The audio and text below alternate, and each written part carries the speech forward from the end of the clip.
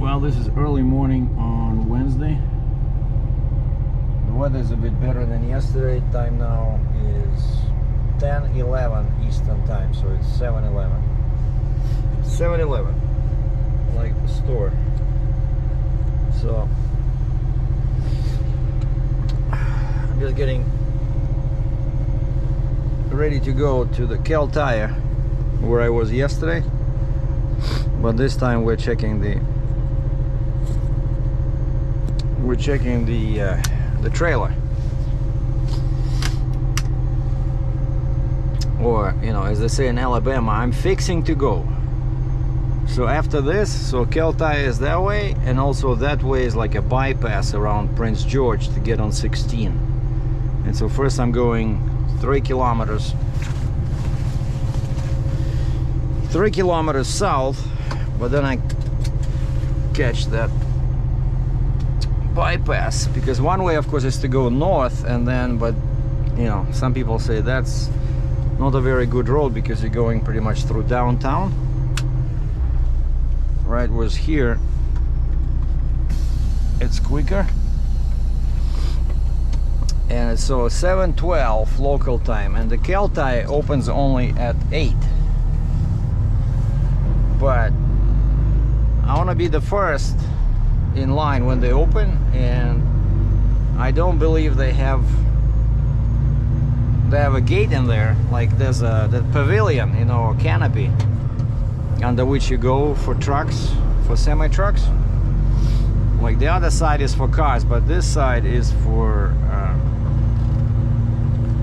large vehicles, where they can accommodate tractor trailers, multiple trailers.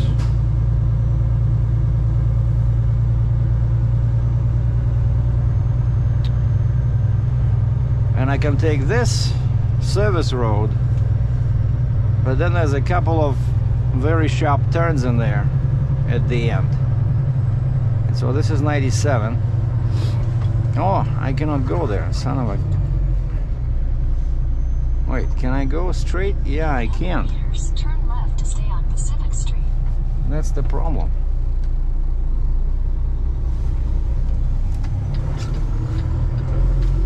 All right.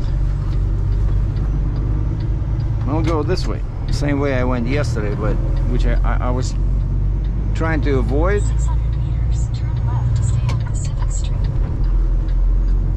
But yeah, what's interesting is that you have to go on the other side of the highway to that Continental Way, because then at the hill over there it goes under the highway, and that one you don't have to make any turns. And basically that road goes like this, and it leads right to Cal Tire. Whereas now you'll see the turns.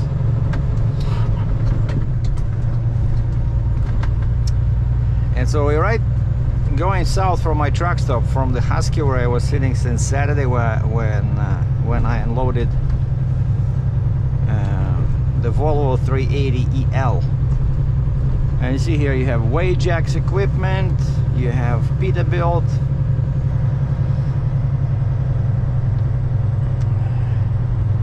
Yeah, right here the Peterbilt, that's a couple of, it's like a switchback over here. You turn left and then you do immediate right. And yeah, that's the road. This one, that's the Continental Way. Stay on Pacific Street, then turn right to stay on Pacific Street. So yesterday I just had a bobtail truck, right? But now I have, now you see the stop sign? Like I always say, right? Never run the stop sign when you're filming. But that guy, of course, doesn't know that I'm filming. But and this is not private property. This is a road. So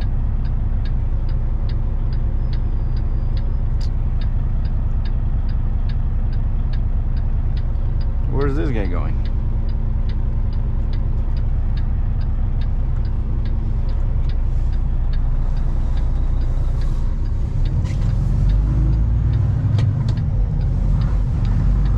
You see there's like a tunnel in there, or actually like a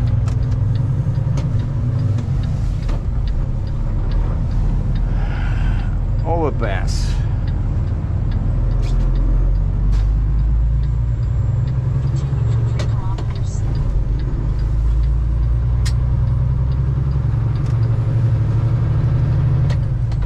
Well, no fear. Captain Sergei is here.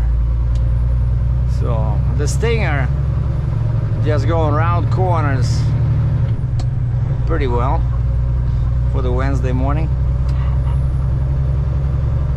Yeah, I went to the washroom this morning and put my hands under the tap, and it's hot, extremely hot, you know. And the guy next to me, I said, "Is your water also hot?" He says, "Well, not too hot." And then when he left, I tried, like his tap was fine. Mine was like pretty much like boiled water. You know, like some truck stops have that issue, and there's nothing you can do because it's not adjustable. It just, you know, there's a sensor there, right? And you cannot adjust cold versus hot. I looked underneath the sink. Sometimes they have taps in there, you know, and sometimes somebody just, for some reason turns off cold water. But it's all blocked with plywood there.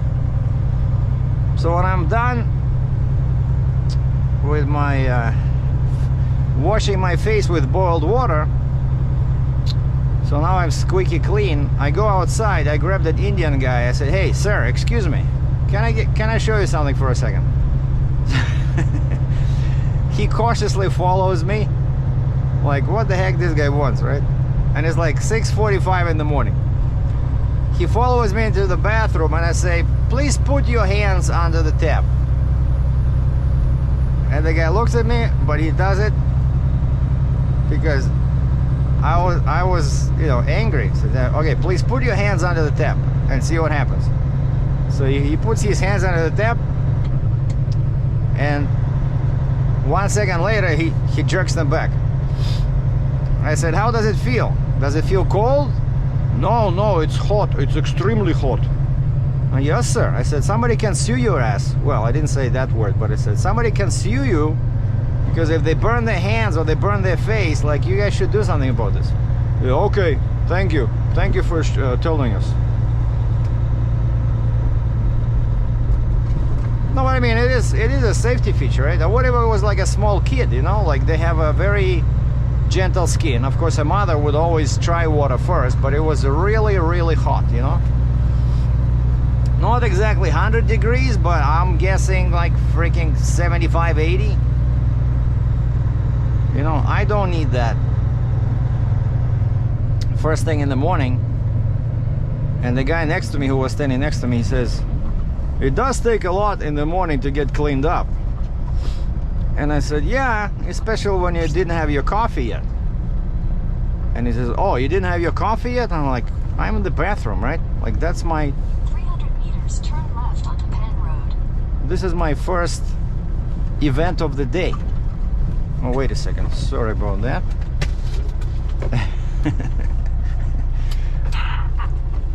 I forgot they have a stupid stop sign here, right before the railroad tracks.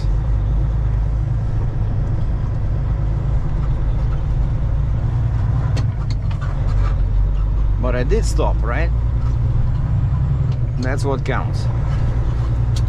And I didn't hit any trains. All right, let's see. That's where Next left onto Penn Road, then you'll arrive at your destination. that's where I went yesterday with the oh, you see? And they already have somebody over there. You have arrived.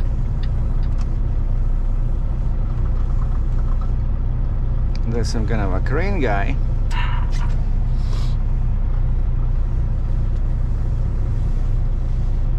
Are we gonna block this lane so that nobody can get in? And I'm gonna be here.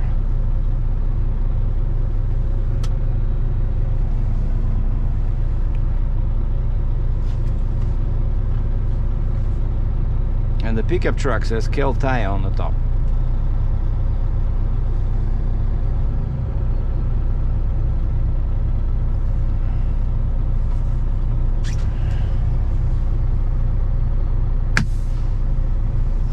All right, that's gonna be the first order of the day. Make sure all my tires are done and ready. Okay, time now is 7:20. So now we just wait, and while I'm waiting, what do I have to do? Okay, I have to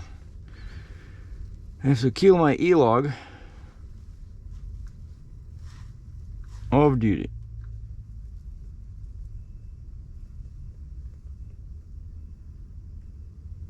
What are you giving me? Come on, give me all these exclamation points. So now let's see. I booked a hotel, by the way, I booked a hotel and a car for 3 nights in Nisku, which is south of Edmonton, which is pretty much Edmonton airport area. But I think today I will only get as far as Hinton, which is on the other side of the mountains. Yeah, it's only 457 kilometers, but over here it's all mountains. And Hinton, I believe it's already Alberta. Yeah, the border is somewhere here where the green area is. That's all these parks and Mount Robson Provincial Park and all that good stuff. And I think maybe I'll stay here because I see what happens. These guys, they're loading tires in there. Like when there's a service call, that's where they show up to load tires. And I've been doing my homework on this machine I'm picking up. Sorry, the light is still pretty bad. Yeah, and lucky for me, my broker, I'm guessing he got this from the manufacturer because I'm picking this up brand new at the factory. They have extensive instructions on how to load. There's one PDF loading instructions and unloading instructions, and looks like I'll be loading myself. But this thing, I watched a bunch of videos on YouTube about this, and I see that this machine, it's like a mini locomotive, right? So you can either operate it from the cab or you actually have a remote, which is pretty handy. With the remote, it's very safe. It's, you can go like half an inch by half an inch, But the third, PDF 1 was rate confirmation, which I signed, sent back to the broker so I can get paid after I finish the trip, right? PDF 2 was loading, unloading instructions, tells you exactly what to do in the cab, what not to do, kind of like typical stuff like don't put your hands under the railroad wheels, we all know that, but I'm guessing they have to check all the boxes, And then PDF number 3 was actually pretty useful because they're telling you exactly what kind of timbers you need to create a ramp to load and unload, because of course this is a railroad machine, so it's very low, right? Even though it has tires. And so this is what I need. I need this. See at the bottom there? So you use 3 boards, and so they show the overall height of 6 inches, and actually typical boards like this, even though it says 3-inch thick, but they're all 2-inch. Or even maybe even 1.5, but I'll have to make sure I have at least 6 inches. And so they want me to use 3 boards on each side. One is 12 inches wide, 2 inches thick, and one is 54 inches long, one is 46 inches long, and one is 36. And so because of that, they're going to be stacked like this, like a little stairway in front of my trailer. And I'm not too worried about 54 because I can use my my big outrigger boards. So basically I just need 4 boards, 12 by 2, and 2 boards 46 inches long and 2 boards 38 inches long. So that's what, 46 and 38, 84, right? 84, which is what, 7 feet? Yeah. So I need 2 boards 7 feet long, and then I'll ask him to cut them. So that's probably gonna be like, I don't know, 40-50 bucks, and they usually don't charge for cutting, but I know Home Depot can do it. You know, they don't have to be strong, right, because the machine will be going on them, so it doesn't have to be, you know, hard timber. It can be soft timber. So, and I watched those videos mostly. I wanted to make sure that the tires are close enough, because I'm a bit concerned that it might break my floor, because again, like, this thing has 4 tires and weighs 100,000 pounds. So each tire puts down 25,000 pounds. So a wood floor cannot take this. But one video showed how they were loading this, and the tires looked very close to the center beams of the trailer. You know, like the width of a railroad track, right? I don't know exactly what the inches are over there, but I know on my trailer I think I have what, like 56, 57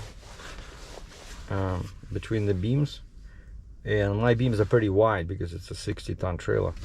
So hopefully it'll work. If not, once the machine is on the trailer, I'm going to take my outrigger boards and put them under the wheels, you know, like across the trailer, because this thing is not too tall. It's like 11 something. So if I add boards and raise it by, let's say, 2-3 inches, I'm still okay. But that would give me kind of like peace of mind, because that board will create additional support. Those boards will create additional support for this weight.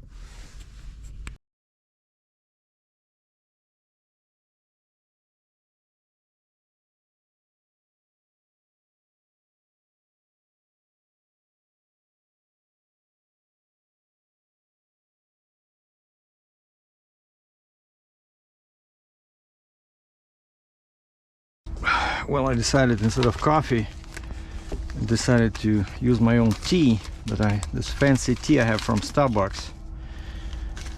And the only problem with this tea is that they use plastic bags. Plastic, not paper, which at first I didn't pay too much attention, but then I realized that it's plastic, you know.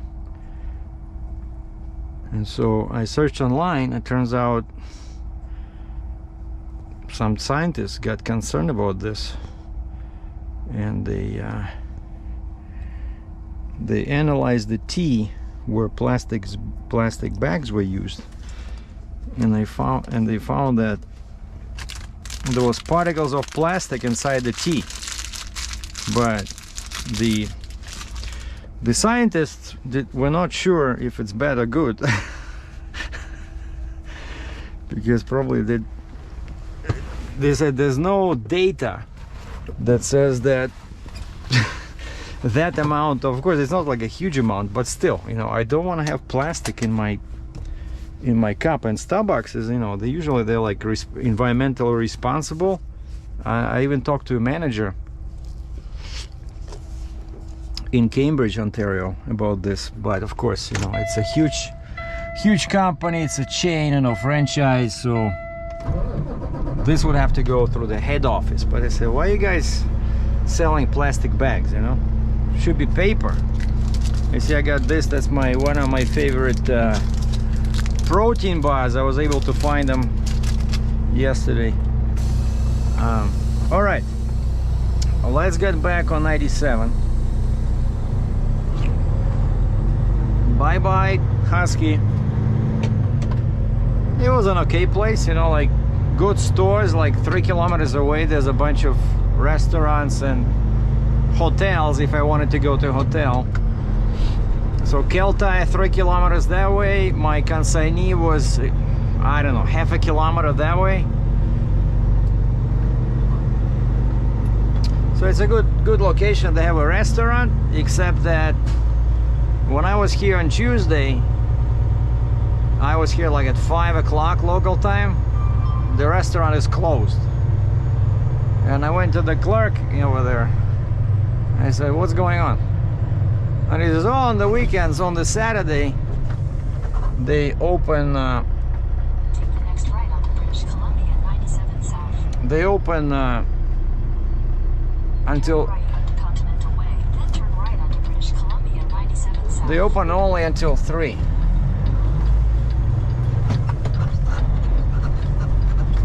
Now you see, this is the turn I wouldn't be able to make from British Columbia 97 South.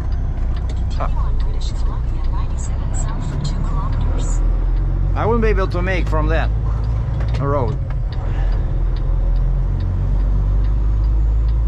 But this way is good. Now just driving 2.4 clicks to a boundary road that I was supposed to take in the first place. And so yeah, the restaurant was closed on Saturday when I showed up there, and then Sunday they opened at 8. And then Monday they were closed, but I went downtown, so I was okay. And the main thing I've been doing recently is researching the a new mod.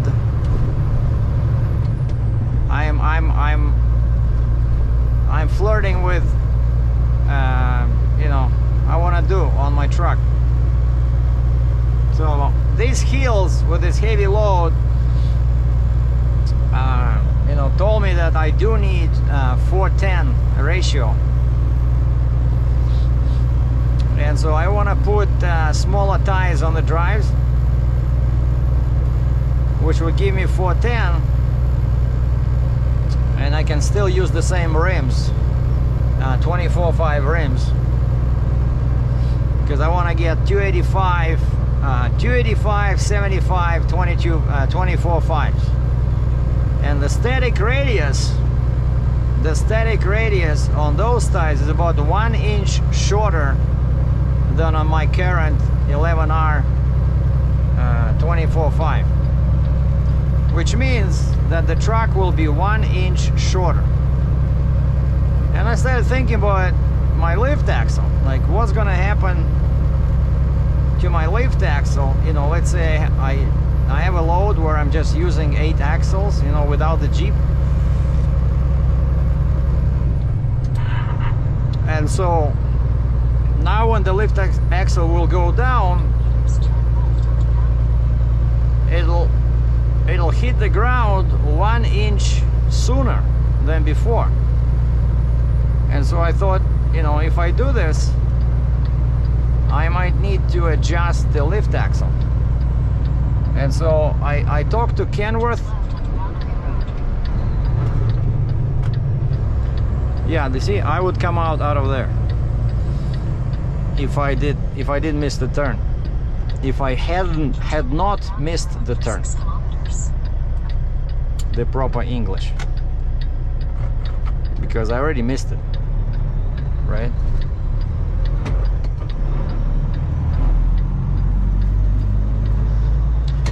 And so I talked to Kenworth. Kenworth says, no, we don't do this. You need to go to a shop that has licensing privileges, like a shop that can change the sticker on your door. Like, why do I need to change the sticker? And they said, well, it's because you're changing tires on your drives, and your door sticker lists your tires, and it lists your axle factory ratings, right? And they told me who to go to, and basically it's the same Cambridge Mac, now known as Vision truck. They changed their name a few years ago. And I called them. I know the guy who's in charge in there, and he knows me because I was there. They were installing, when I bought my Mac previous truck, for some reason they did not install the lift axle at the factory in Pennsylvania, but they were installing it here in Cambridge at this body shop. But it was all included in the price. But you know, it just took them, you know, couple of weeks, a week, because those lift axles were in back order. So I spent a lot of time at that body shop, so I know them, right? So I call him and the guy recognizes my voice. And especially when I said, yeah, this is Sergei, I have a Kenworth truck there. And he says, yeah, Sergei, this is so-and-so. I think his name is Joe. Joe, I think. But I met him quite a few times. And so he says, who told you that we have to change the sticker? And I said, Kenworth. And he says, no. He says, you need to change the sticker only, let's say, if you're changing like to a dump, like if you're changing from a highway truck to a dump truck, you know, something like serious mod like that, or you're changing axles. He says, if you're just changing tires and you're not trying to get more weight per axle, we don't have to do anything.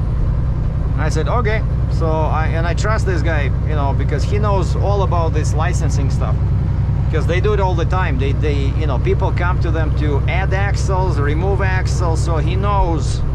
If he says I don't need to change my sticker, I trust him. And then I said, okay, what about the lift axle? I said, can you adjust it? Can you adjust it so that the travel is 1 inch less? And he says, I don't think they are adjustable. He says the only way to adjust that is to take it off and then drill new holes in the frame and put it back on in a new position. I'm like, man, I don't want to do that because that sounds very expensive. And I said, are you sure it's a steerable axle, single tire, lift axle? Who was the manufacturer? You know, those guys that make all axles, like a popular brand, I forgot. So it's not like some, you know, third-party axle. And I think I remember, I was trying to find it on my computer. I think I have a spec sheet, like a booklet for this axle, and I think I saw there a part about, you know, adjustability, that it can be adjusted by a properly trained mechanics. You can adjust it, you don't have to remove it. So I think this guy's making a mistake. But I said, hey, just one thought. I have a ratio valve in there, right? So I removed that manual adjustment thing.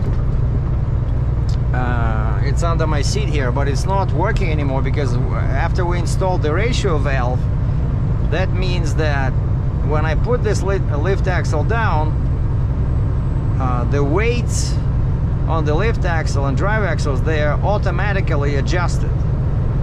Kind of like what they like in California, you know?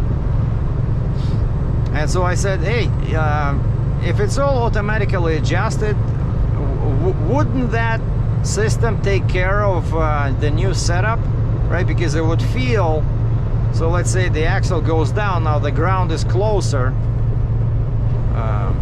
right, by 1 inch now, because the height goes down, so it starts pushing on the ground, but then it has this ratio valve, so it's supposed to adjust the pressure.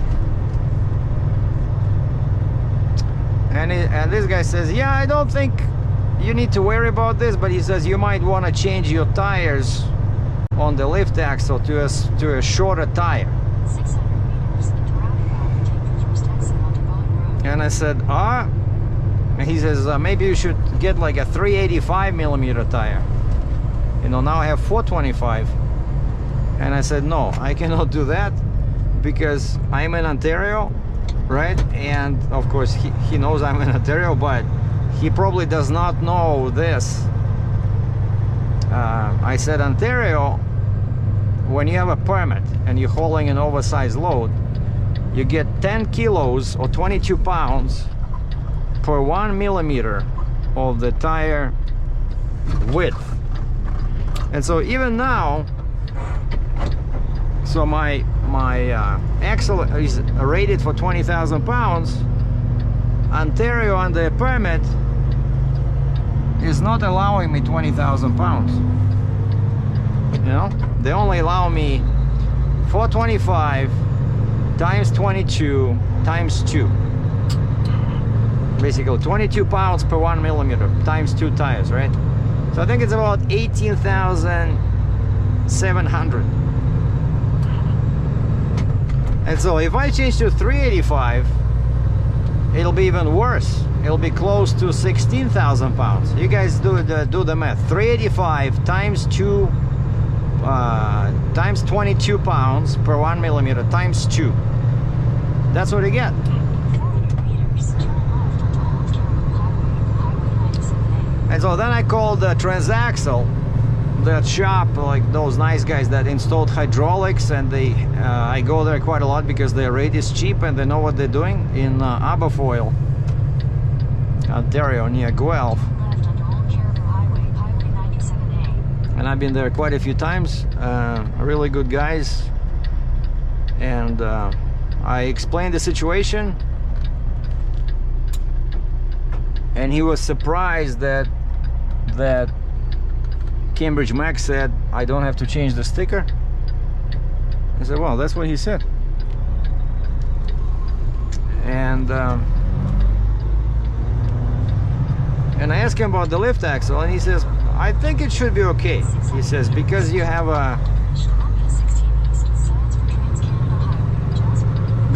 this ratio valve, so all axles are equalized. He says, I think the system will recognize that and just put less weight on the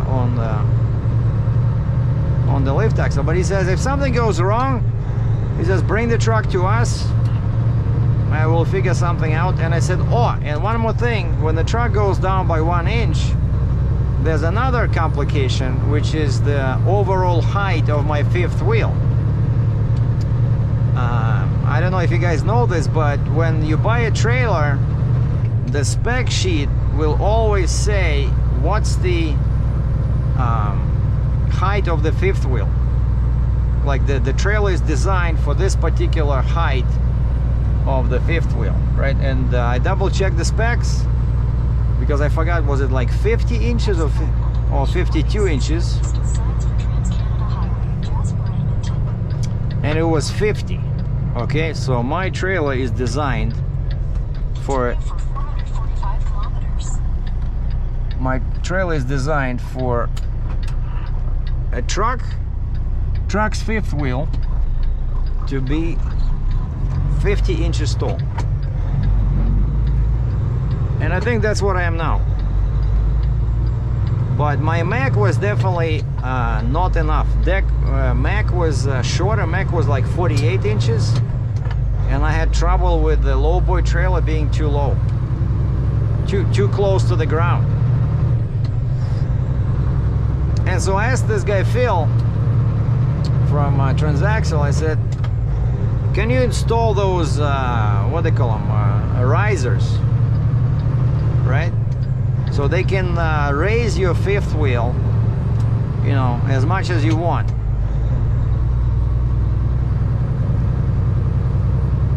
And so I might need to do that. So basically, yeah, it's not easy, you know. It's like I think from the technical standpoint, it's much easier just to change the axle ratio. But I have 410 now, you know, so I would have to change it to like some crazy like 426 or 433, you know. And then of course I can keep my current tires. I don't have to worry about the lift axle, and I don't have to worry about the height of my fifth wheel. But it's a lot of money, and I don't want to mess with differentials again, because last time I did this I had some leaks, because you know it's a very complicated procedure. And the guy I dealt with in Milton, Ontario, he just does the gear work, right? So you have to find somebody else to take the differentials off. And then you last time I rented like a small cargo van, and the Caterpillar in Cambridge, they took out the differentials and they lifted them with the forklift, put them inside my van, and I drove them 30 kilometers to Milton to the guy's shop, and then he opened them up, changed the gears there, and then put it back together, and then I drove it back to Cat, and Cat installed it. So you have to pay two companies. It takes like 2-3 days. You know, it's a lot of work. And so yeah, I like 410 that I have now on my truck. I don't want to go any higher, because then it might be difficult to sell the truck, you know, because people will say, you know, you have 605 horsepower, why do you need like 433 or 425 ratio?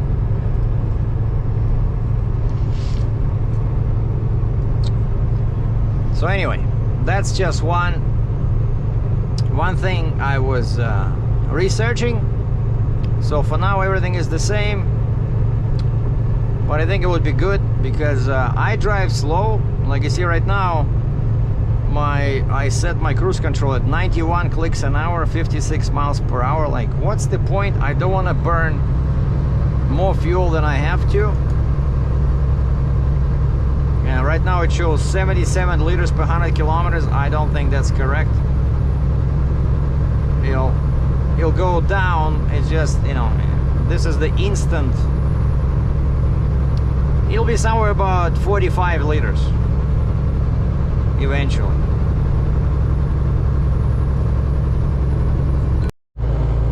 And check this out. It did snow yesterday over here.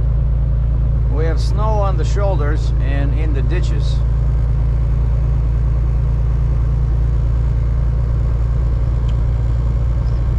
But I don't have to rush. I booked a hotel in Edmonton, so if the price for autographs just went up to $2.50, but if it's 3 or more, then it's $1.50. So I'll be staying in Nisku. Oh, check this out. See? Wow. So this is no joke. This is BC. Like, for these guys, it's a law for personal. I said Jasper 359, man, 359, and then 431 is at Hinton. So Hinton is only 70 kilometers from Jasper.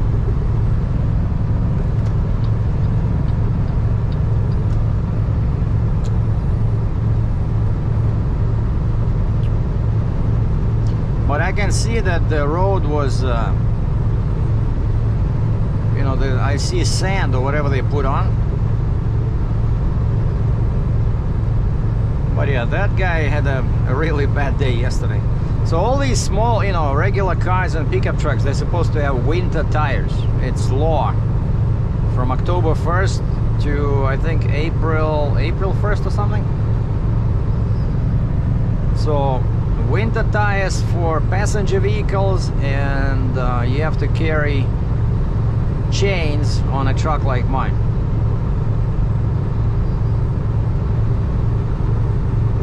And of course my tires are much better than a regular tire on a car, like a summer tire. So my tires are more like winter tires.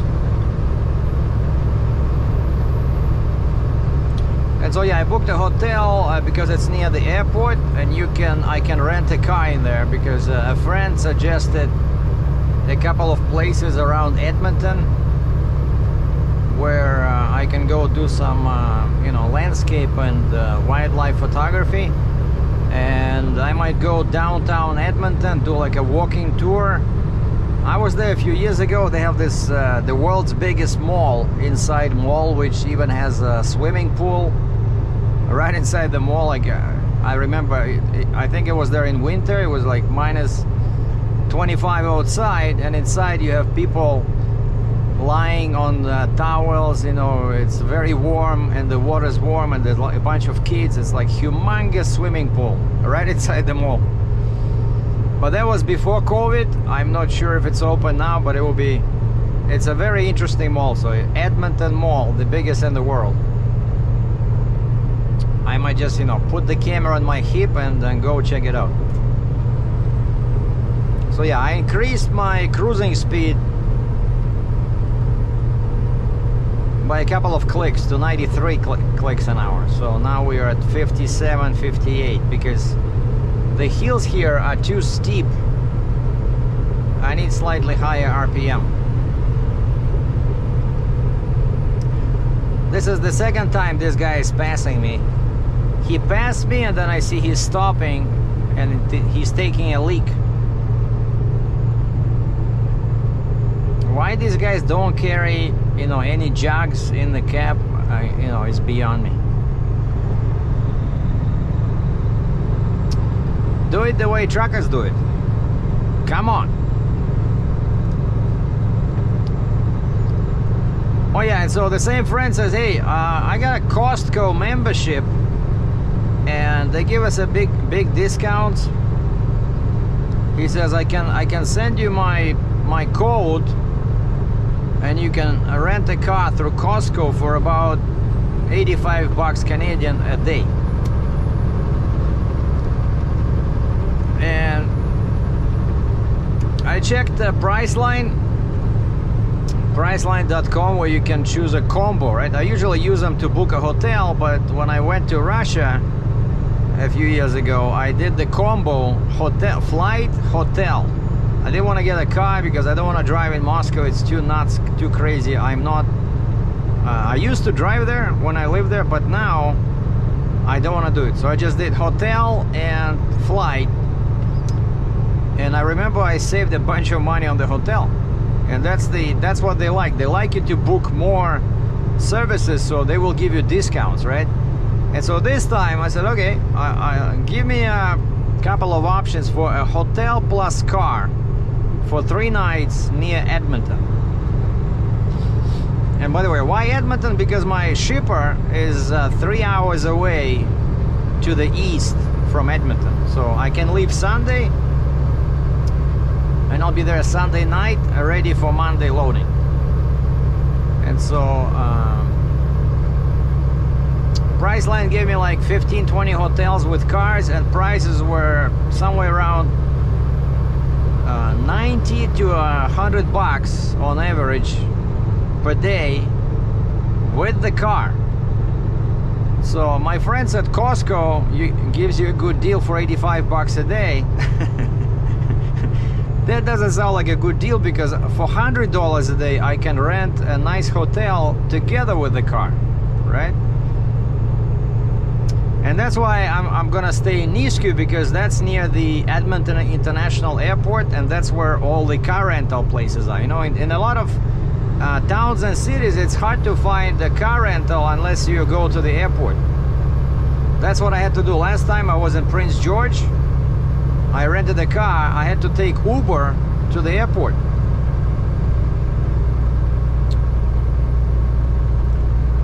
And then of course I have to research, you know, once I see, you know, a good price. I think I settled on, I think it was like two and a half star hotel, and the price for the hotel plus the car was 85 bucks. I was trying to see the currency. Usually they tell you in the top right corner US or Canadian. I couldn't see it this time. It just says $sign because I'm in Canada, so I hope it's Canadian. Otherwise I'm gonna kill them if it's American dollars, but I hope not. So it should be 85 Canadian, but I don't care. If it's US, it's just, you know, extra, what, 20%. It's still better than the deal from Costco. And then of course I had to research that hotel. I looked on Google Maps and I used the satellite image that Google Maps gives you to see if the parking lot was big enough for my truck and trailer. And this hotel where I'm going had a huge parking lot, because there was they were sharing the space with the hotel next door. And it's like, I don't know, 3-4 acres, you know, or maybe 2.5.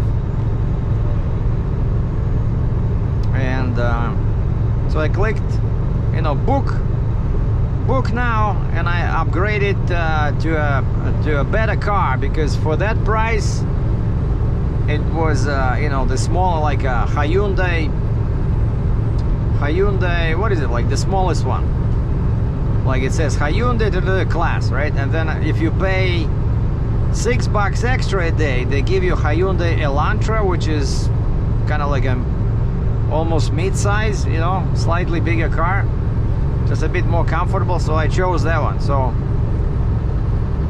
and because I knew that this can be tricky, this can take me 2 days to get to Edmonton through these crazy mountains. So I booked the hotel for Thursday. So today is Wednesday. That's why I'm not in a rush. I can drive slow. My loading is only Monday. So today I'll end up, I just want to get out of the mountains and enter Alberta and shut down there somewhere at the truck stop. And then tomorrow, Thursday, I can check into my hotel around 2 or 3 o'clock, and then I think they said they have a shuttle bus that goes to the airport, and I'm gonna ask them to get me the shuttle to the airport. I'm gonna go pick up my car, bring it back to the hotel, and then I'm staying there Fridays, day night 1, Saturday, Sunday, 3 nights. So that would be cool, you know, just exploring the neighborhood. There's some kind of to the east of where I'm staying, there's some kind of a elk national park. I'm gonna see if I can go find some elks. And then there's a bunch of parks in nearby as well. So me basically just gonna see what I can find, you know. And if I do a video, and of course I will do a video, so I will attach the pictures at the end, like I do when I go on a trip like this.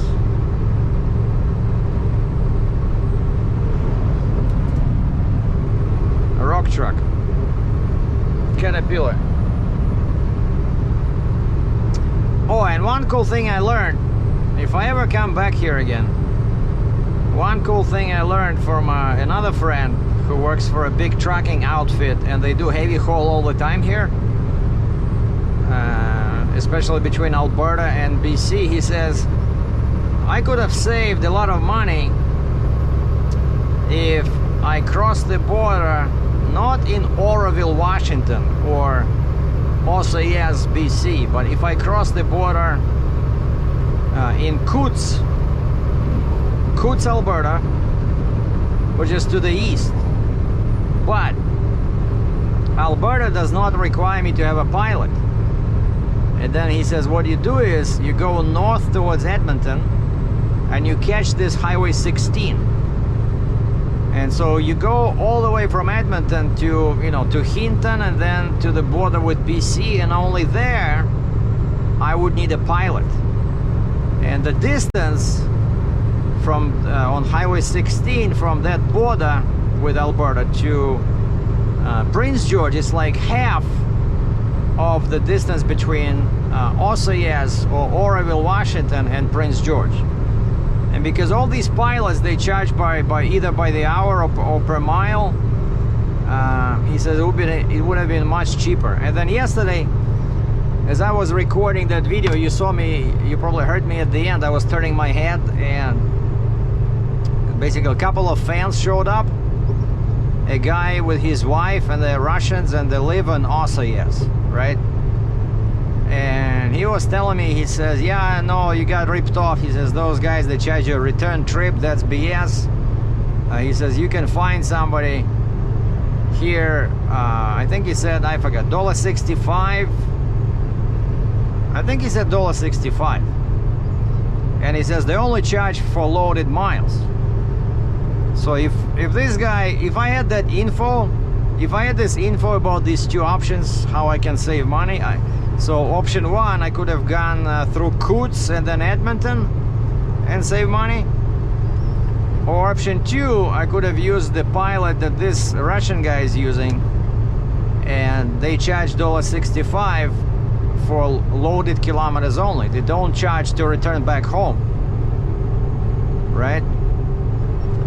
But, you know, sometimes it's hard to find a pilot like this. You have to call 20 numbers and you have to know somebody. See, like now I have my new Russian friend. I have his phone number. I have his cell number, so he knows all these pilots. He knows the area. He knows which highways are good for a heavy load. So if I ever again come here, I'll definitely do more research into, you know, what port to cross at, because that's very important. You can see I paid 2,200 Canadian, 2200 Canadian. I probably could have saved $1,000 if I went on pilot fees, if I went through Edmonton like my other friend suggested, you know. But you gotta be local. You see, you gotta be local. You gotta know these roads. This is my second time here with a heavy load, right? So what do I know? But last time I used the pilot with that Volvo 480. But we went to Terrace from the board, and he only charged me from Alberta, BC line to Terrace, and I remember it was 1,600 Canadian, 1600, and so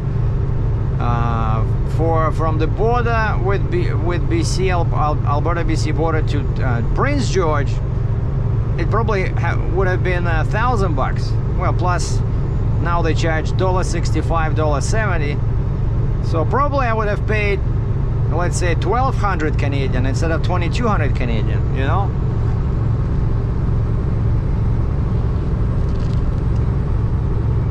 So yeah, I don't believe in this return trip BS. That's just nuts. Next time, I'm not paying that anywhere. Like if the guy says he wants me to pay, oh, check this out. The guy is calling a helicopter. That was pretty cool. So next time if I'm talking to a guy and he wants me to pay for his return home, I just hang up and dial the next number. You clearly have too much work. You gotta rest. Or maybe your mortgage is too high. Or maybe your boss is stealing money from the company. I don't know, but I would never work with somebody like that again. And I'm gonna leave them a comment on Google Maps. I'm gonna try to find them. I know the name of the pilot company.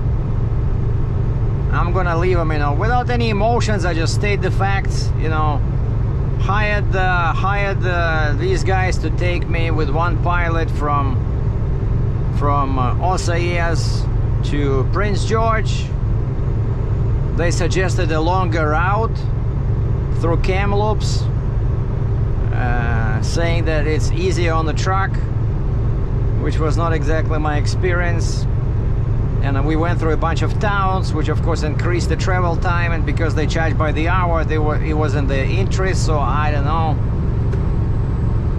And then they charged me for the return trip home for the pilot from Prince George to Kamloops. That's what I'm gonna do a review like that, you know, like without any, hey, the idiots, or, you know, just give people facts, right? This is exactly what happened. I would hesitate to work with them again.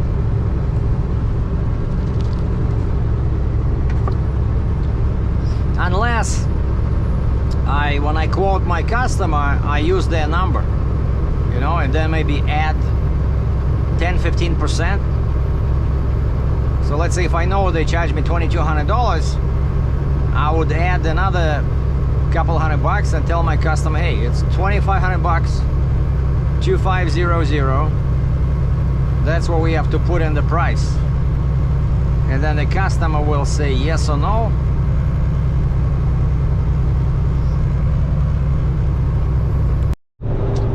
Oh man, those mountains in the distance covered with clouds and the sun. That would be a beautiful picture. But there's nowhere to stop. If I see a shoulder somewhere, I would stop. Love that view, you know.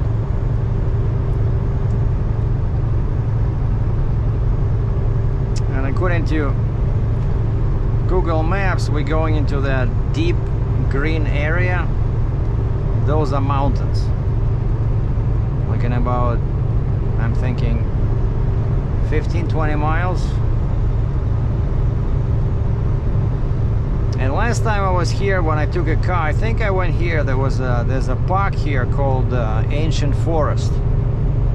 I really enjoyed that one. It had some very unusual trees, you know, like, I don't know, 5 meters in diameter, you know, 15 feet, like humongous trees. Some very unusual vegetation over there. And I went at the top of that park and I could see those mountains. I took a couple of shots. So if you go to my Pixels website or Alami website, the links are at the top on my channel main page. You will see those shots in there. But it's +3, the sky is shining, so it looks like that last, like the big hill, the last hill before Prince George. When we were driving that way with the pilot, he said if it's gonna snow, that's where it's gonna snow. Like he says, that area usually has snow, whereas you see, like here, there's no snow on the ground, on the shoulders, in the ditches, but over there was a bunch of snow. So if that hill becomes too bad, that's where you might need chains. So hopefully from here to Alberta it stays like this. That's what I like. I don't want to see snow on the shoulder, especially. That always makes me nervous because, you know, if there's ice underneath, it's easy to slide. That's how people end up in ditches. Especially when people try to pass over here on the left, you know, and the tire goes a little bit on the shoulder. If there's snow in there, they go right into that ditch. Like I see a lot of accidents like that on freeways. You know, people go into the ditch that divides opposing lanes.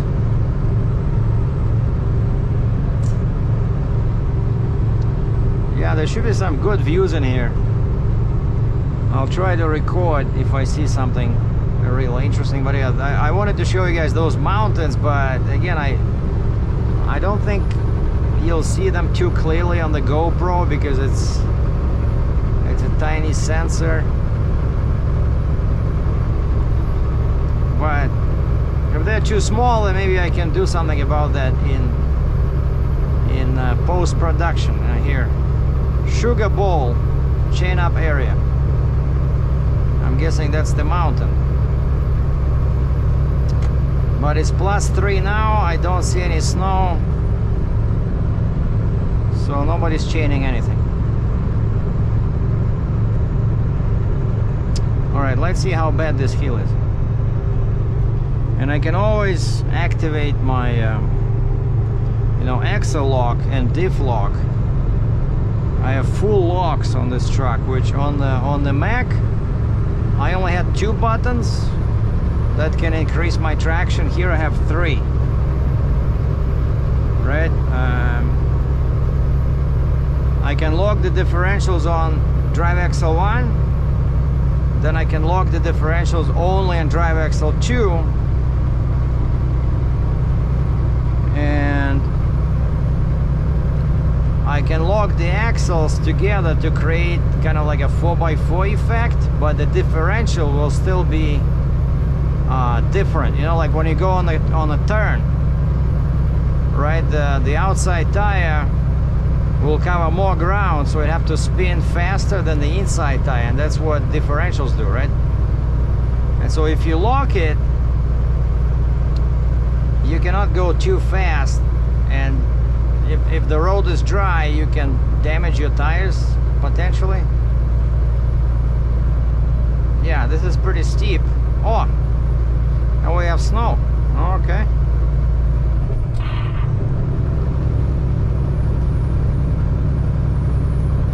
And before it was +3 Celsius, now it's +2.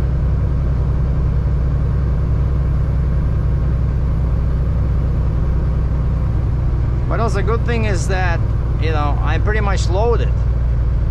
My empty weight right now is 73,500 pounds. So it's not exactly, you know, empty when you have no weight. Like I have pretty much the same weight, no, slightly more on my drives, no, slightly less, I mean. When I was loaded, I had 50 psi because of the Jeep, and then now I have probably like 48. All right, chain off area. Let's see if there's any views from here. I don't know. Can I see any mountains in the distance? No. See, they're all covered by trees, but that, yeah, from that side there was some nice views, but now there's a mountain way in the back, but it's, you can hardly see the top because there's so many clouds in there. But that would be a cool picture, you know, take a picture of that. There's a truck coming and a car coming, and I can take my 300mm lens. Oh, there's a mountain in the back there. Okay.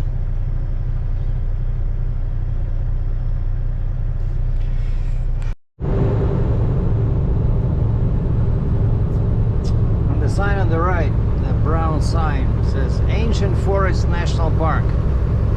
That's where I drove last time in the rental car. And you turn right over here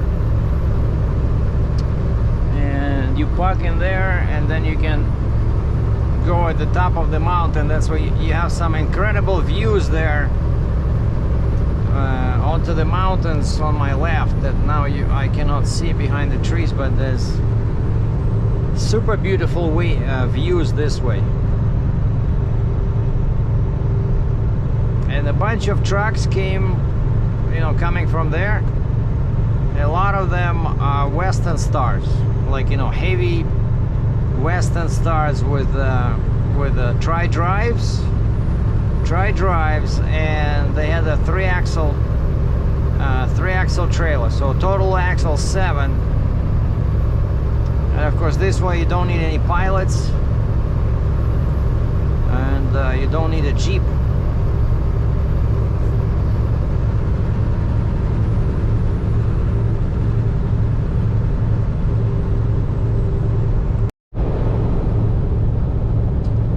Check this out. The beauty, the nature of, like, here there's no denying that the nature, the scenery in British Columbia is just unbelievable. But you know, it's BC, Alberta. I think Alberta is better for work. And I just got an email, stopped on the shoulder to answer. The shipper, my customer, just informed me that the shipper decided to keep the unit. Like, what? Basically, the factory. No, wait a second. When I was researching online, like, I was confused. Who is the shipper? Like, the place where I'm going, Saskatchewan, like 3 hours away from Edmonton. Is that the factory, or is that just the customer who's sending this machine? Because I'm going to Kansas City, Missouri, and on YouTube they were saying that's where it's made. So probably the guy was sending the machine to the factory, maybe because he got a wrong spec, because they told me it's a brand new machine. Or maybe there was some, I don't know, billing issues, whatever. But now my Lancer guy says, yeah, the customer decided, my customer says the shipper decided to keep the unit, this load is canceled. And I sent a message, I said, is your customer aware that you have booked the truck? I said, I'm on my way to Edmonton. I already drove probably 2 hours. right? I should probably charge them at least like, I don't know, $500 or something.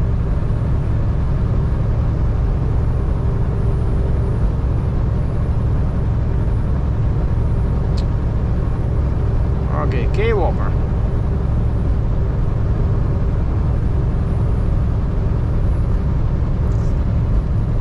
Son of a gun. But to be honest, I would leave Prince George anyway.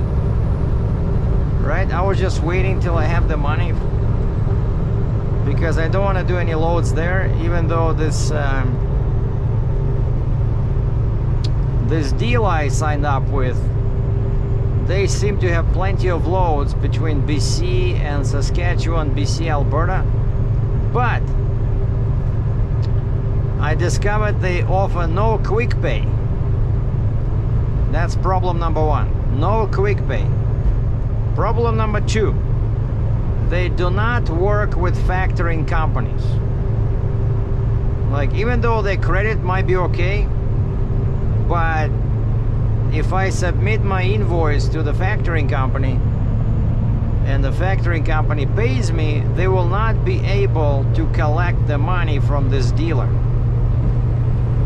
And I confirmed this yesterday with the accounts payable department. It took me like 2 hours and 5 calls to reach somebody because it's a humongous company with 5 million departments. Nobody's answering phones, it's all voicemail.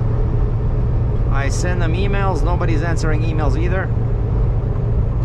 So finally this morning, the girl who signed me up, she was away yesterday, like my contact at this company, right? I was sending her all the papers and, you know, she approved me to be a carrier. So she showed up today in the office over there. And so I called her, voicemail. I sent an email, no reply. Okay, so I called the main lady who's sending me the emails, like I'm on her email list. And surprise, surprise, she answers the phone.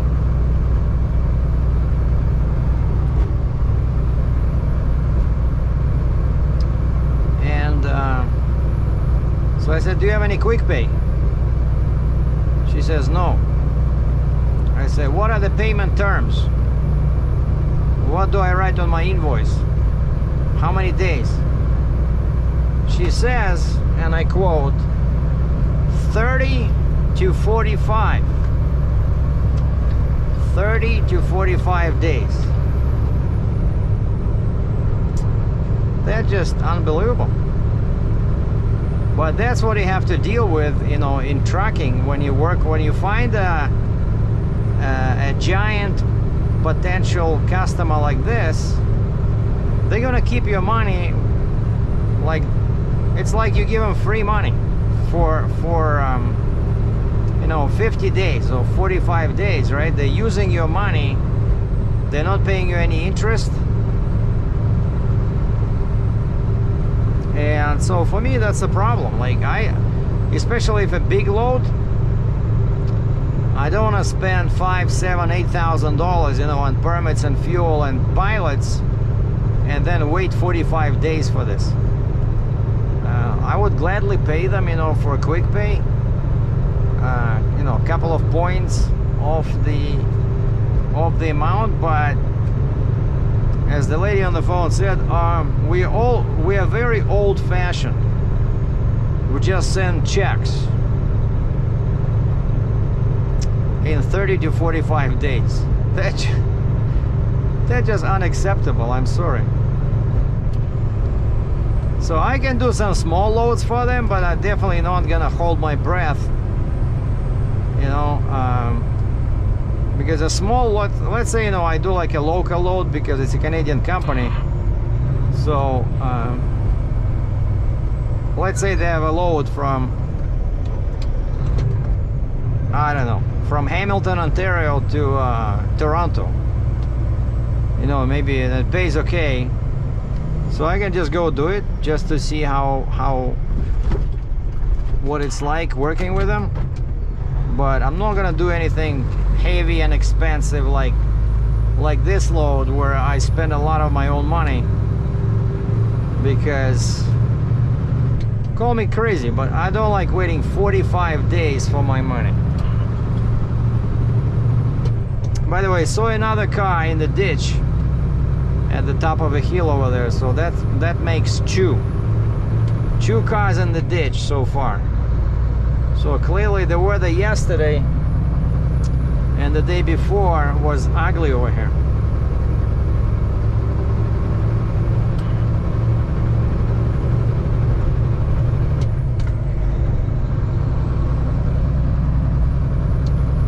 So yeah, it's okay. If he says no to a truck ordered not used, T-O-N-T, Tonu, T-O-N-U, truck ordered not used, T-O-N-U, Tonu. But I know these guys are super cheap, you know, it'll take them like 6 months to give me $150. And that's what happened last time. I remember when there was a truck ordered not used. Takes them, like, keep the money, go boil an egg or something. I don't want to work with these guys again, you know. Like $100, $150, they're just nothing. And I'm not too upset because I was leaving anyway. I don't want to sit there in BC waiting for the snow season to start, but I was like counting on this money. I thought when they pay me, I can do this axle ratio modification, you know, change my tires, because that would cost probably, you know, four grand Canadian. But I was looking forward to that so that my truck has more power. But I'm not too upset. Now I have this Canadian load board. I see they have a bunch of loads. So, and Alberta is better. Alberta is much better for loads anyway. So I'll try to find something either from Edmonton or Calgary. I'm pretty sure I won't have to wait this long like last time, because now I have this Canadian load board where I have exposure to Canadian brokers, which don't pay as well as US brokers, but you have much more loads, you know. Okay, Jasper 232, 232 clicks.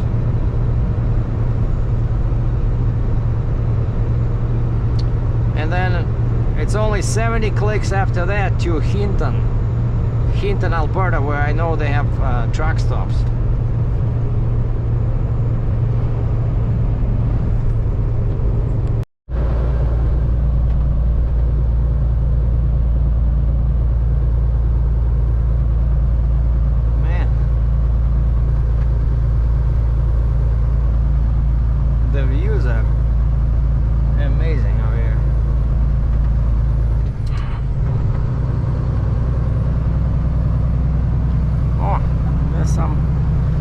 Stuff in my mirror.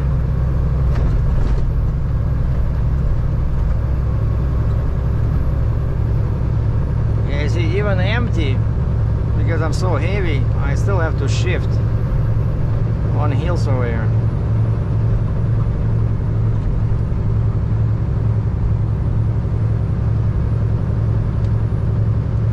And the guy sent me a email. Basically sent me a copy of the same rate confirmation, just crossed it out and wrote, "The load is canceled, don't go there." And I wanted to send him something sarcastic like, "Nice working with you," but I didn't even bother. He said he's sorry. Sorry about that. But what do you do? It's not his fault.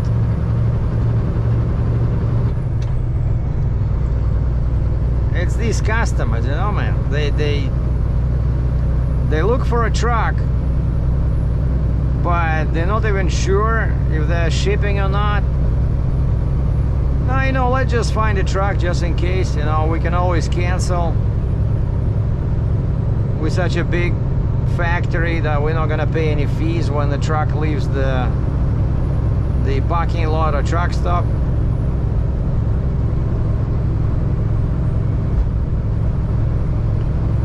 I think once I did, somebody was asking me for a quote, and by that time this had happened like a couple of times where people would cancel on me and I was already on the way, and I just added, I think I added $150 US plus 3 kilometers for every $3 for every mile traveled, just to you know, discourage them. So in this case it would be, let's say 100 miles I drove times 300 plus 150, 450. That would be a truck ordered not used, but they never pay that. They will give you like I said, 150, 200 bucks, that's it. So it's not worth my time. Basically the hotel is booked. I cannot cancel the hotel, so I'm gonna shut down, regroup, and as soon as I have a, you know, good internet signal and cellular signal, I can start looking for a new load.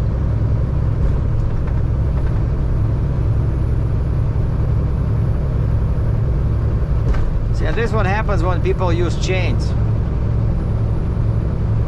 Like the way this road got bumpy, that's when, and you see it's all cracked on this side, like nothing on this side, because trucks with chains on their tires, of course, they move slow. Like here, it's a pretty big hill, but these chains, they damage the pavement.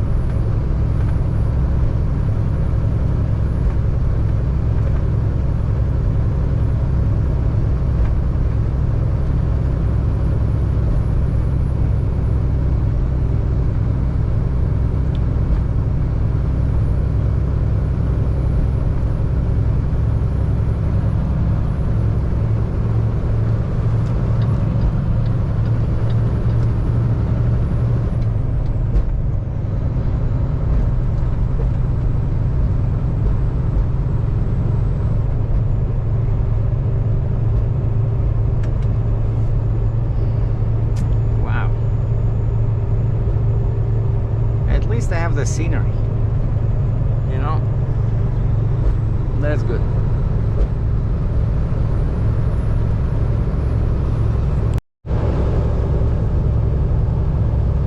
Well, I just passed the junction with Highway 5, and the sign said, you know, to get to Kamloops, go south on 5, to get to Jasper, go east. And you saw I just had a brief moment of rain and snow, and check this beautiful picture.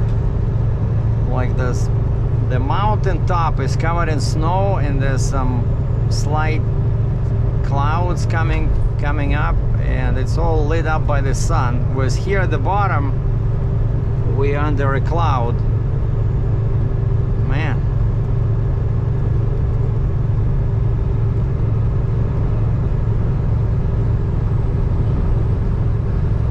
I stopped for about a half an hour. I checked, the internet was working, my phone was working. I was able to hook up my modem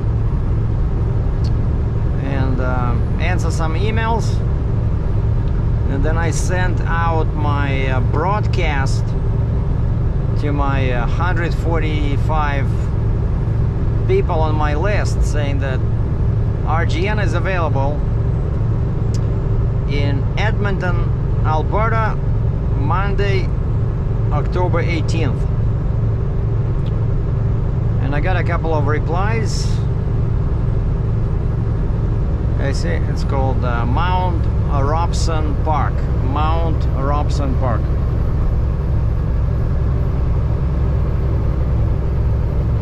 So I got some replies. One guy had something in South Carolina. South Carolina going to New Brunswick.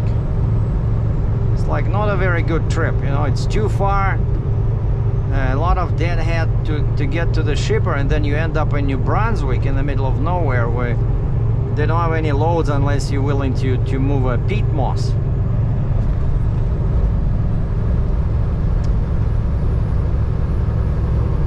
And then I had something from Edmonton going to Ontario that would fit, except that it's offered by this company that pays you in 30 to 45 days.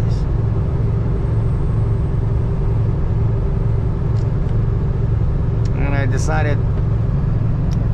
decided not to do it.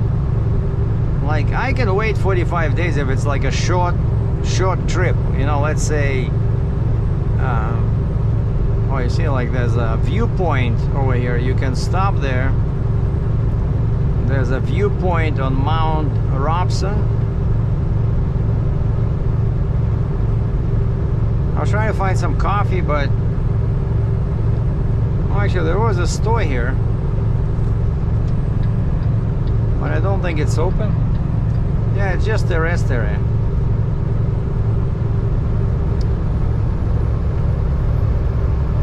And I changed the posting on the Canadian load board, because before it was saying, you know, I was looking for loads from Kansas City, Missouri, which no longer applies, since now I'll be sitting in Edmonton.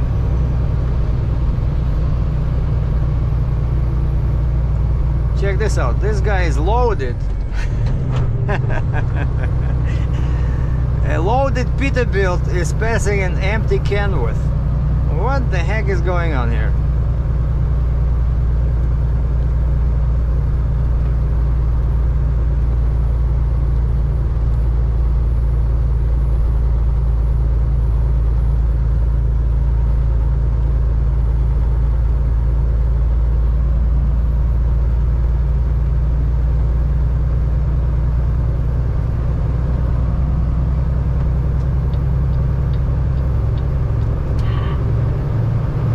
He has a light load and his gross weight is lighter than my gross weight, or he has a slower axle ratio, like 410, 426, because I don't see how he can have a bigger engine, because mine is pretty big, you know, 605 horsepower, 2050 torque. Well, he can have the engine turned up, right? If he went to a tuner, or he bought a tuner like the one I want to buy, and that one gave him you know, extra torque.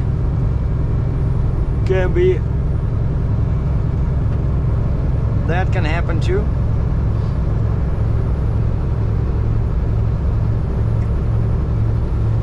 Now to my right there will be some big lake. Maybe it's the river. See, there's a river down there.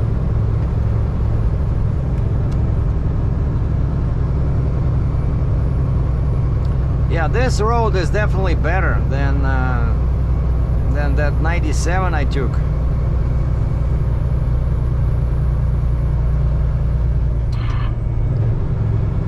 This would be easier to get, you know, to get to Edmonton first, and then from Edmonton go here.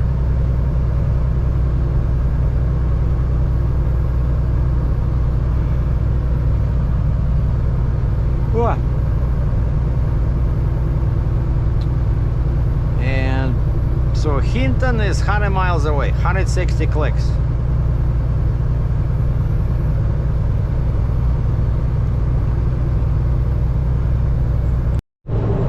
My right is some kind of a humongous lake, but before it was a river, and now it's just to the right. It's behind the trees, and of course also you can see it here. The water again has that Lake Louise kind of color, you know. Man.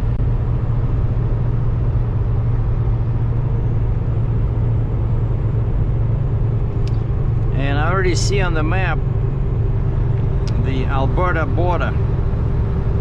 Probably about, I don't know, 20 kilometers.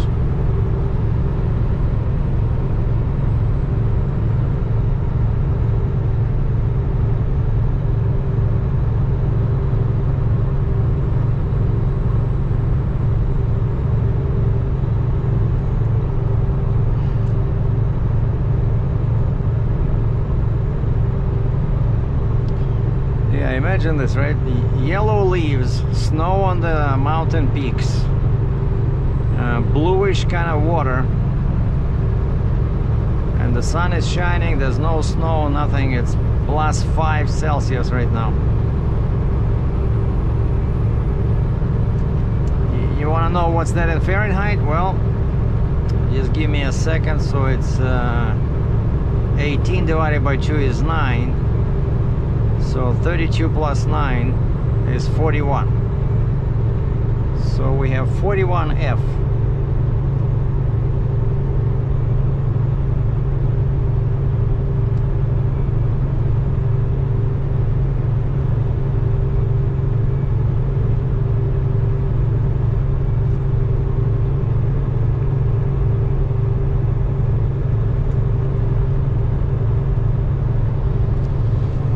Lots of traffic. I don't see many trucks coming out of BC, like going this way, but I saw a lot of trucks from Alberta going to BC. And I think I know why. It's because there's a lot of construction going on in BC, so they're moving machinery from Alberta, where they have lots of equipment dealers,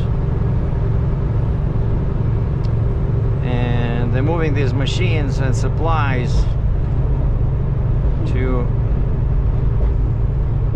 the pipelines, you know, stuff like that, to maybe some forestry projects, you know.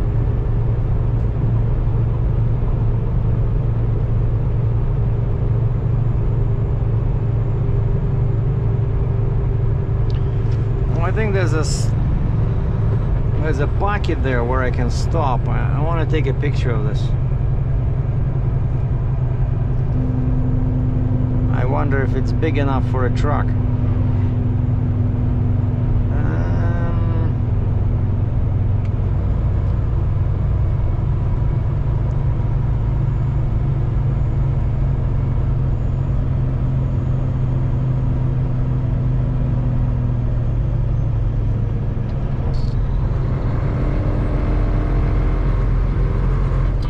I don't like this, like it's very narrow, like the exits are very narrow.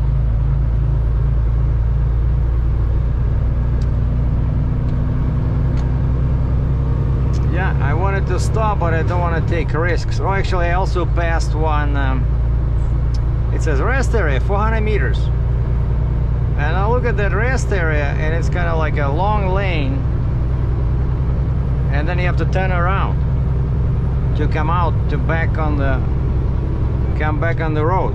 And I looked very long and hard at that circle, and I decided I would not make it because there were some poles in the middle, you know, some signs. I figured no, with this trailer, with the Stinger, I would break down something over there. And so I only stopped once, just on the side of the road, because there was like a dirt pocket, you know. You see? Lots of trucks going this way towards BC. Well, we are still in BC, but maybe for another 10 minutes.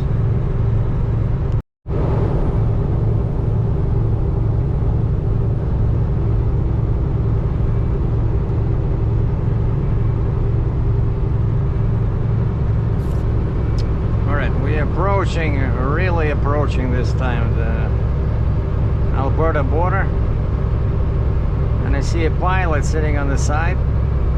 Guess what? That's one of those greedy guys waiting for his victim. Yeah, I remember I met a guy here when I was going to terrace, he said, yeah, stop, you'll see a pull-out right after the border. You see there's a pull-out here, there's a pull-out there. But I still don't see a sign, but I think, yeah, it's somewhere right here. Because that's what Google Maps says.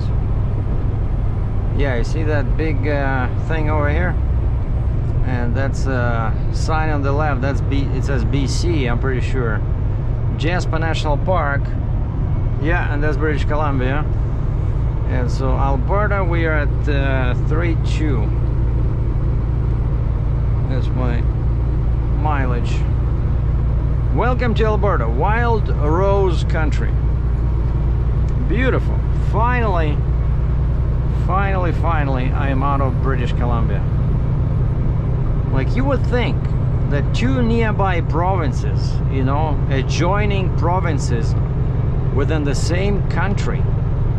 You know, it's not like we're talking about Mexico and US or Canada and Mexico, right? Same country, two adjoining provinces, and they have such different rules on everything. Like, I'm talking about, you know, oversized loads, pilots, how long you can be, how much weight you can have, your spacings, park gate, 2 kilometers. That's where people have to pay. I'm pretty sure I don't have to pay as a trucker,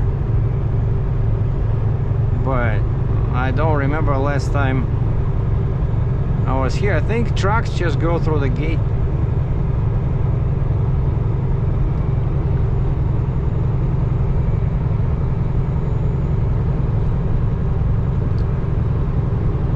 So yeah, even though I'm 254 wheelbase, right? I have 254 inch wheelbase. They're still not happy. They still want it to be shorter in British Columbia. Never had any issues with such a short truck in Ontario, Manitoba, Saskatchewan, Alberta. So the only two provinces actually that give me hard time are either Quebec, because they don't like my lift axle, they don't like the spacings, they want the spacing to be longer, and British Columbia, because they want the spacing to be less. Man, you know, make up your mind. Yeah, same country, it's unbelievable.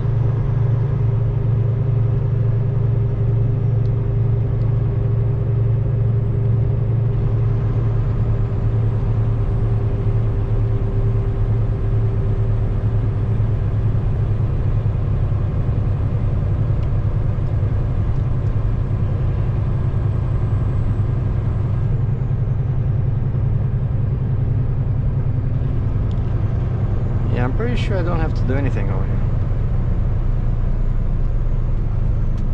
No, it says please proceed.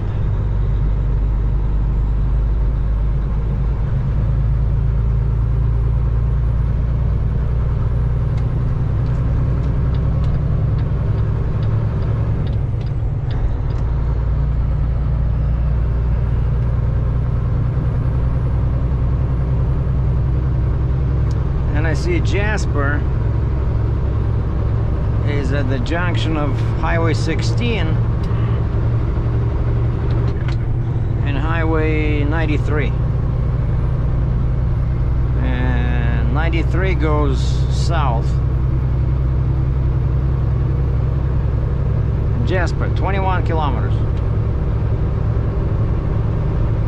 I know here you have to be careful because there can be animals on the road.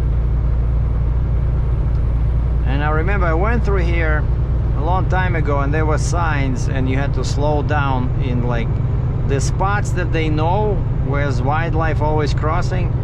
They have signs and they limit your speed like something like 70 clicks an hour.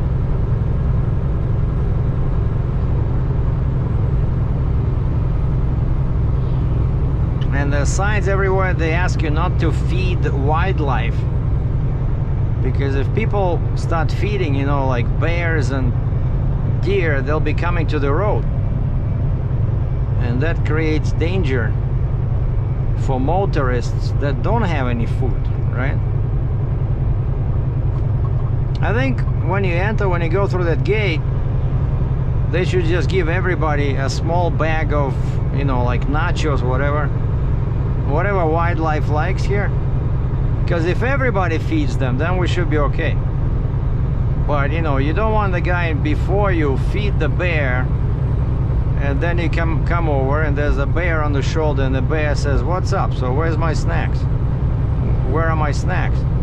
And so you don't have any snacks, so the bear gets angry, eats you, you know. And that's not good. So I think, yeah, they should have bags with snacks for everybody at the gate, and then it would work. But since they cannot do that, it's really too expensive, they say do not feed wildlife. So I'll be driving slow, just be on the lookout for some crazy deer. But it's 6 o'clock Eastern time, so now I'm in Alberta, so it should be 4:06. Back in BC it's 5:06 p.m. right?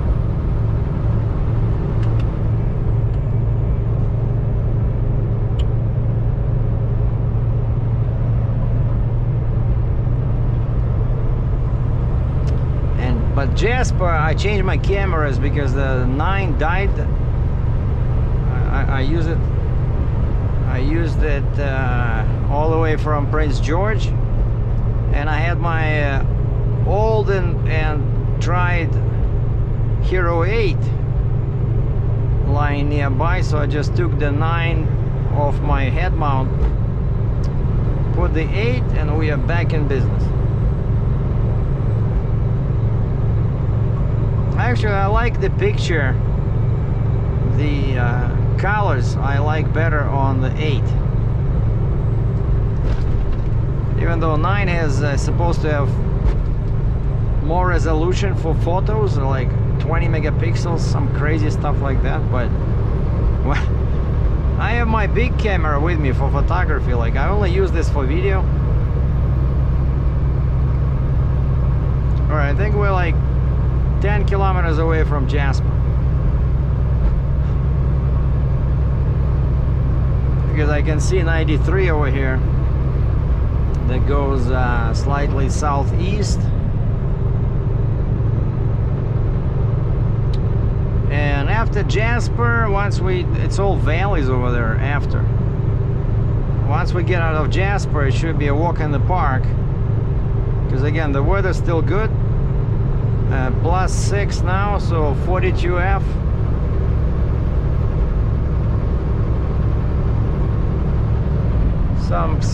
Some clouds in the sky, but I don't think that's snow clouds.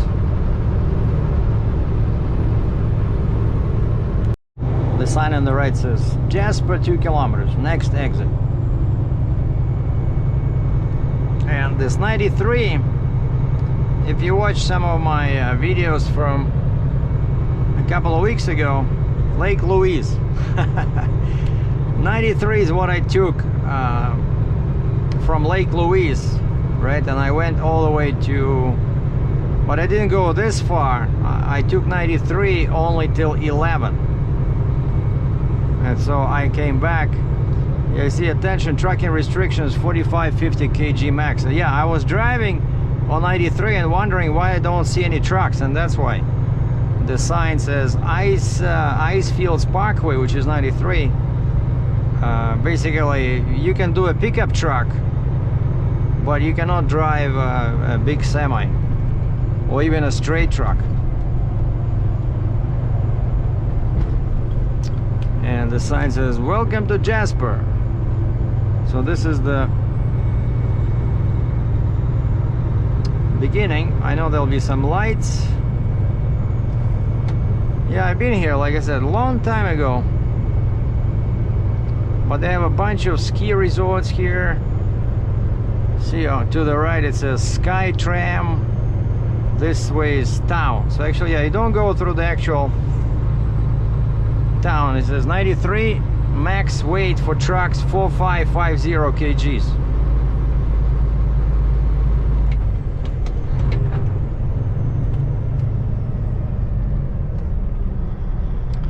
So if I go there and my empty weight is 74,000 pounds, 73.5, I would get arrested for sure.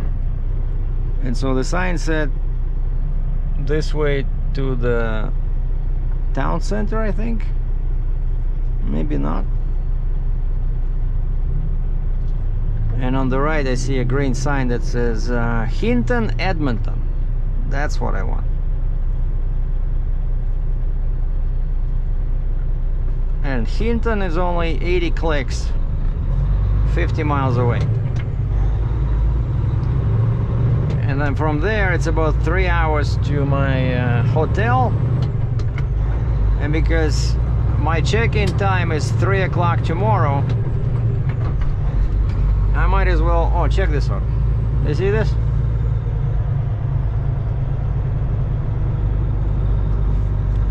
Look, look, look, look, look, look.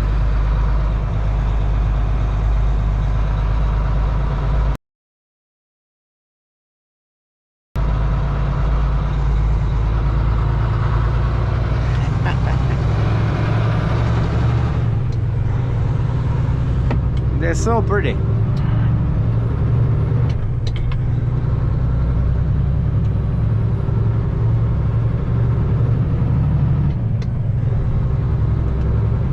And the ears were like this, 2 feet long probably, 50 centimeters.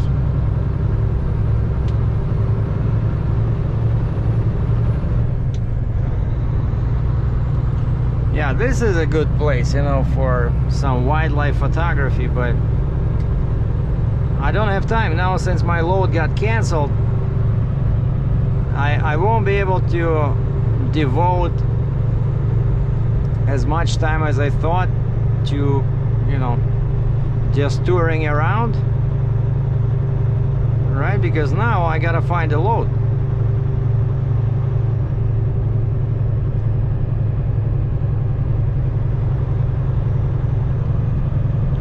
And since I'm on mountain time, so I'm 2 hours behind the Eastern time, I think I'll just do like morning till lunchtime, you know, like 7 o'clock Alberta time to 12 o'clock Alberta time. I should be able to find something.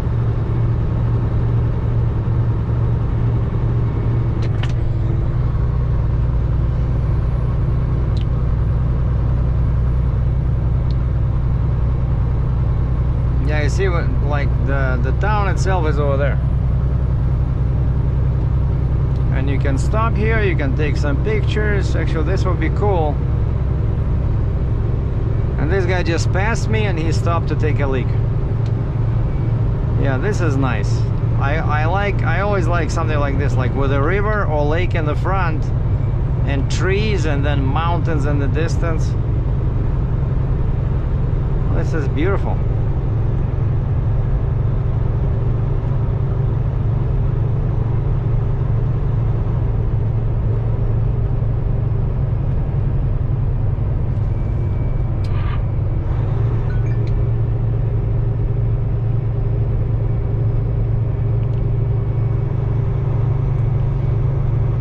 Yeah, it's still 70 clicks an hour. I don't want to get a ticket here.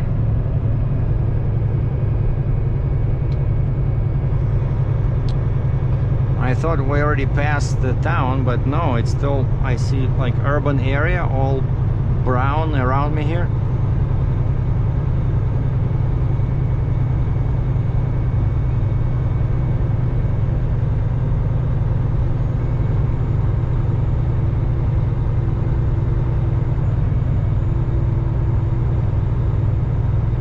See, the sign says Jasper Town this way.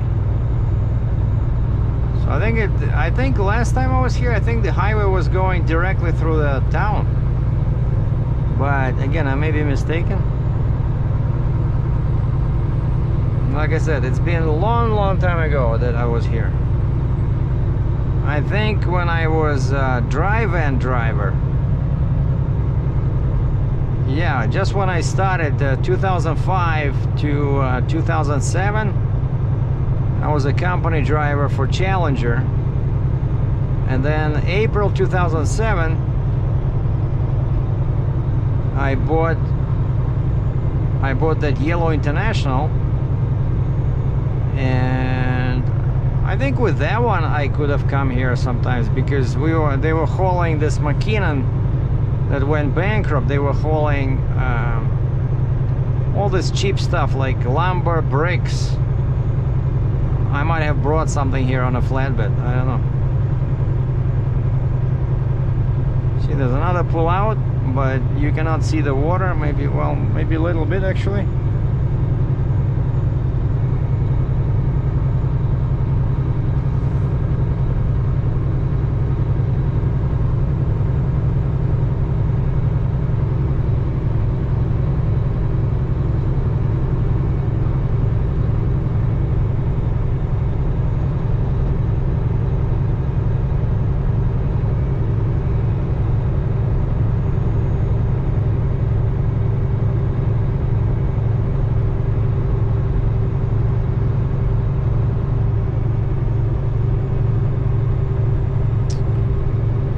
Check this out. Wow. I guarantee that here, if you show up in the morning or at dusk, there'll be some wildlife here along the river. For sure. Maybe a moose, maybe some wolves or bears.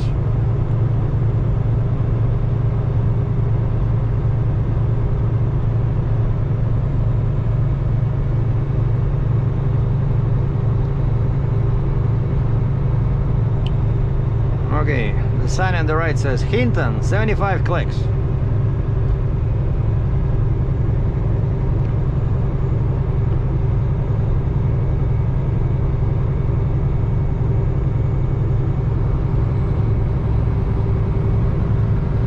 Yeah, finally we're up to 90 clicks an hour.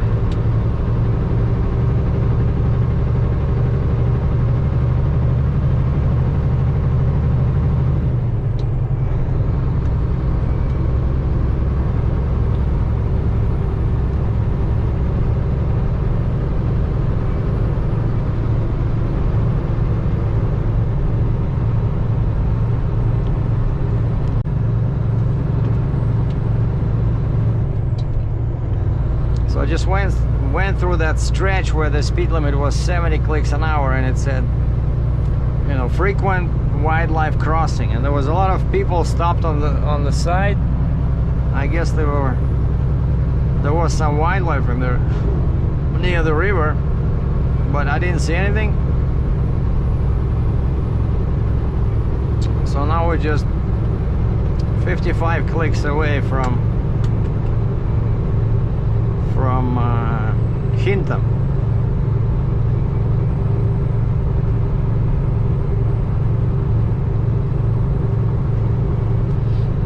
And maybe I can find a place there where I can go for a walk with my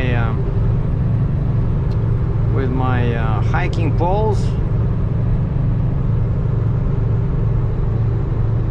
Because it's been a while since I took them out of the truck.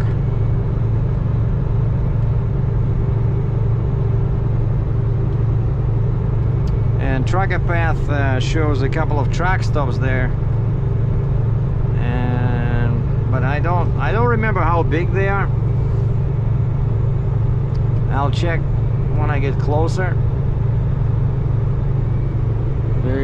because you probably know by now, with this setup, with the Stinger, I hate to have to back. Just want to drive in, park on the side somewhere, and that's it.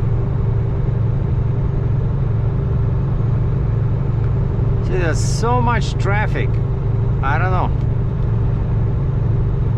Like maybe 2 trucks passed me going this way.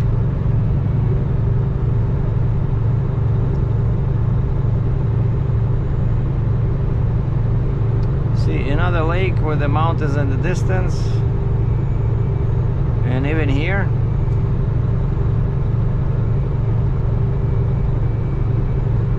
No swimmers. +9, almost 50 F. Come on.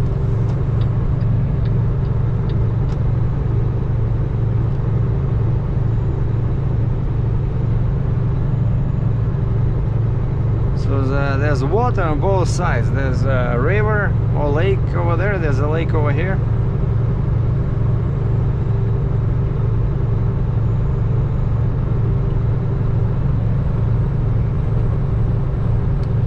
You see, and I cannot go in here. Like this would be cool to stop here. Maybe I will. Hold on.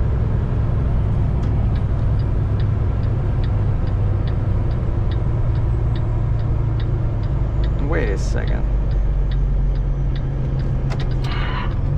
See, that's... I cannot make that turn. Son of a gun.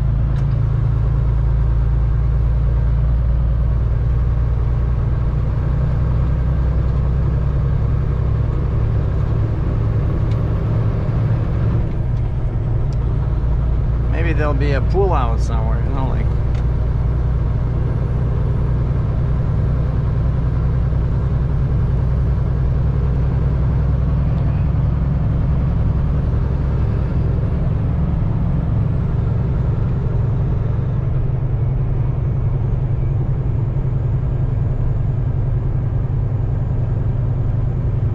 Here's a pull out, but it's not big enough.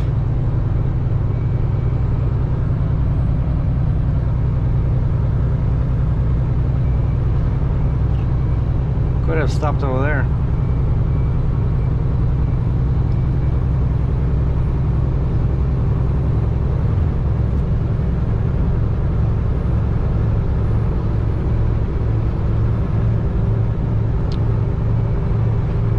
Missing some shots here, Captain Sergei.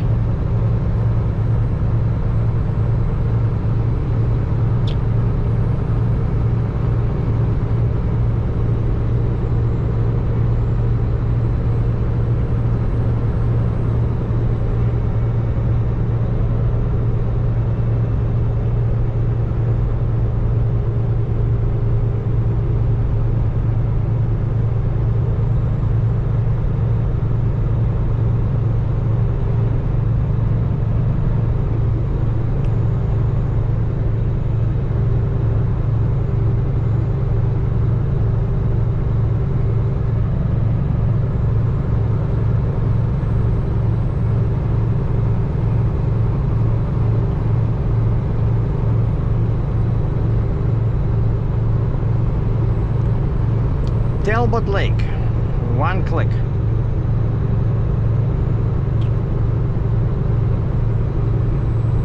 I wonder if it's this one or that one. 'Cause I don't know if you can see this, but on my tablet there's water all around me.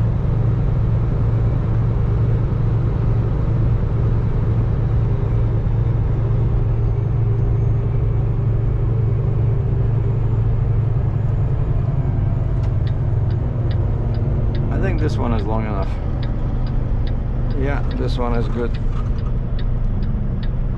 Oh, this is pretty good. Let me just grab a couple of shots here. 'Cause, like, when again am I gonna be here?